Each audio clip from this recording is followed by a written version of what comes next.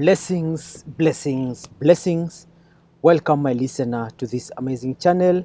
My name is Sam King, and I present to you the audio version of the Bible as it is written. Kindly let us subscribe and share with our friends as we celebrate the good news of our Lord Jesus Christ.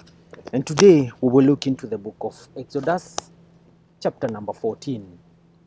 And I read, Then the Lord said to Moses, Tell the Israelites to turn back and encamp near Pi Hahiroth, between Migdol and the sea.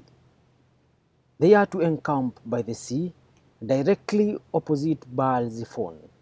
Pharaoh will think the Israelites are wandering around the land in confusion, hemmed in by the desert. And I will harden Pharaoh's heart, and he will pursue them, but I will gain glory for myself through Pharaoh and all his army, and the Egyptians will know that I am the Lord. So the Israelites did this. When the king of Egypt was told that the people had fled, Pharaoh and his officials changed their minds about them and said, What have we done? We have let the Israelites go and have lost their services. So he had his chariot made ready and took his army with him. He took 600 of the best chariots, along with all the other chariots of Egypt, with officers over all of them. The Lord hardened the heart of Pharaoh, king of Egypt, so that he pursued the Israelites who were marching out boldly. The Egyptians, all Pharaoh's horses and chariots, horsemen and troops, pursued the Israelites and overtook them as they camped by the sea near Pi Hahiroth, opposite Baal Zephon. As Pharaoh approached, the Israelites looked up, and there were the Egyptians marching after them. They were terrified and cried out to the Lord. They said to Moses, Was it because there was no graves in Egypt that you brought us to the desert to die? What have you done to us by bringing us out of Egypt? Didn't we say to you in Egypt, Leave us alone, let us serve the Egyptians? It would have been better for us to serve the Egyptians than to die in the desert. Moses answered the people, Do not be afraid. Stand firm, and you will see the deliverance the Lord will bring you today. The Egyptians you see today, you will never see them again.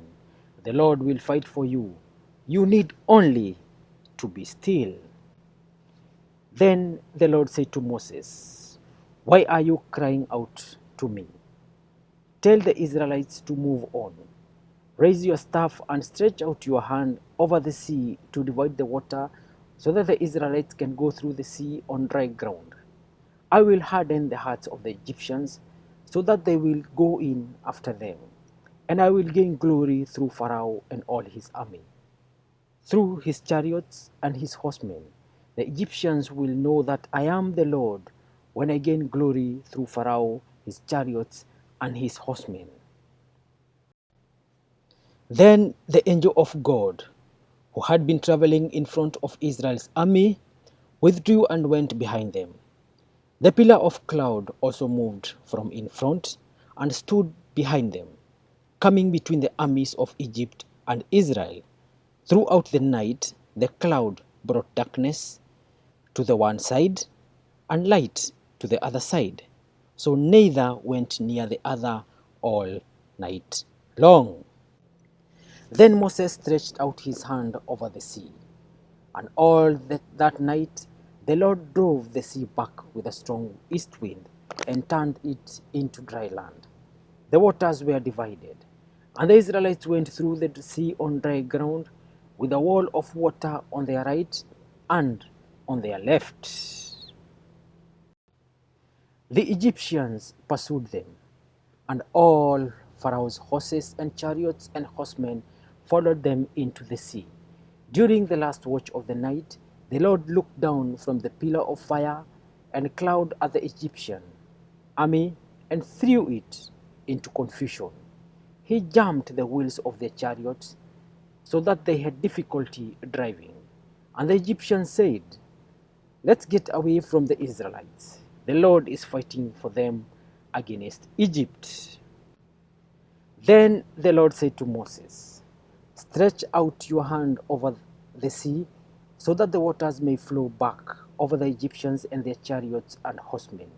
Moses stretched out his hand over the sea, and at daybreak the sea went back to its place. The Egyptians were fleeing towards it, and the Lord swept them into the sea. The water flowed back and covered the chariots and horsemen. The entire army of Pharaoh that had followed the Israelites into the sea, not one of them survived.